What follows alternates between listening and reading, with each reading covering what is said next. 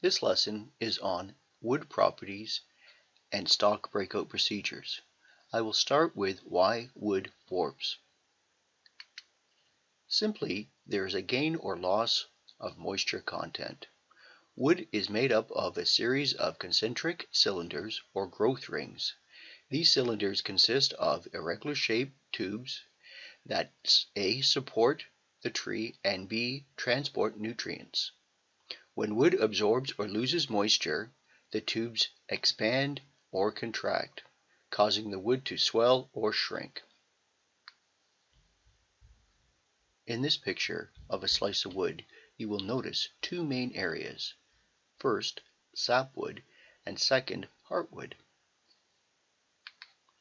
Sapwood is the living outermost portion of the wood, and heartwood is the dead interior wood which acts like the tree's rebar. It gives it strength and structure. Sapwood is usually a lighter in color, but not always. How much or how little a piece of wood shrinks depends on the wood species, orientation of the growth rings, and the change in moisture content. We will look at all of these areas. There are two main classifications of trees we deal with. They are deciduous and conifers, or hardwood and softwood. Deciduous trees lose their leaves in winter. Common types are ash, basswood, birch, fruit trees, hickory family, poplar, nutwoods, maple, and oak. Conifers grow up instead of growing out like a deciduous tree and are shaped like triangles. The leaves usually long and pointy. Common types are softwoods would be cedar, white pine, yellow pine, and cypress. When lumber is cut from logs, it is typically cut in one of three ways: plane, quarter, or rift cut. Each type is dependent on how the log is oriented and cut at the sawmill. The result is a particular orientation of growth rings on the end of the board, and is what defines the type of lumber and what will affect the way the wood will warp, bend, twist, and cup. Plane sawn are slabs of wood that are simply cut from a log as it lies on the mill. This produces a grain angle of about 30 degrees and looks like a cathedral grain pattern. Plane sawn is most common, least expensive, and prone to cupping. Quarter sawn lumber costs about twice as much as plane sawn lumber. The grain is at a 90-degree angle, is straight and stable with no cupping. To produce, the log is quartered, a board is cut off the quartered section, the remainder is turned, another board is cut off. This process is repeated until there is no more log. Rift cut is a technique of cutting boards from logs radially. The annual growth rings are at between a 30 and 60-degree angle, which produces the most stable boards with a tight grain. However, this process is most wasteful and more costly. Therefore, it is least common. This diagram illustrates that the greatest shrinkage happens along growth rings or tangentially cut, and the least shrinkage happens across growth rings or radiant cuts. This slide shows the direction of cupping.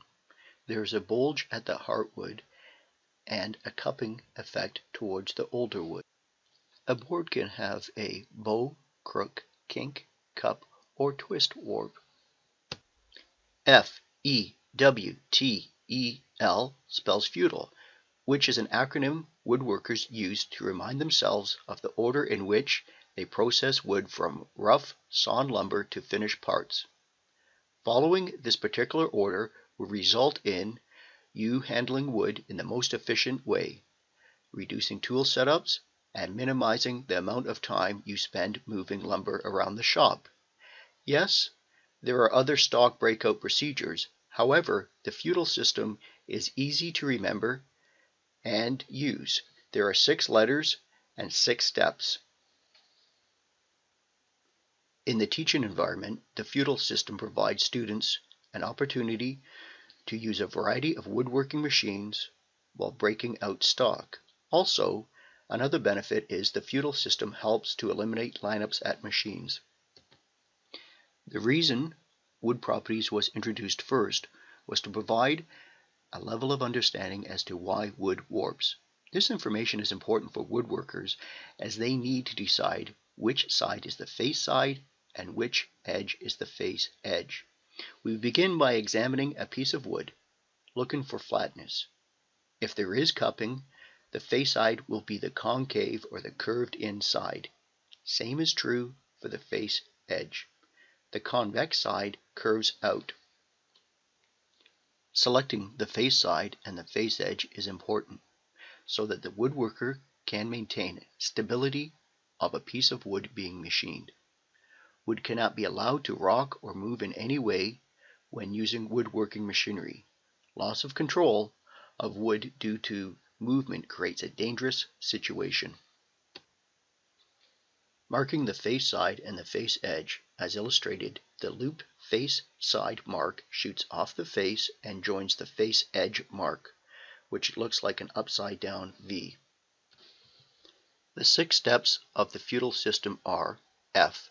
Face side. Select and mark face side and edge side of material. With the face side down and the face edge against the fence, use the radial arm saw and cut to rough length, which is finished dimension plus 1/2 inch. E. Face edge. With the face side against the fence and the face edge down, use the jointer to joint the face edge once it has been remarked. W. Width. With the face side down and the face edge against the fence, use the table saw to rip the width. Finish dimension plus 1/16. Now joint the sawn edge once. Material will be at finished dimension. T. Thickness. With the face side down, use the planer to plane the upper surface until flat. Turn the material over and plane until flat. Continue to invert material after each pass until material is at the desired thickness. Remark the face side. E. End. With the face side down and the face edge against the miter saw fence, mark and nibble the right hand end. Nibble means to take off a slice the width of the blade. L. Length. With the face edge against the fence, measure from the cut end and mark the final length. Use the miter saw to cut to the final length.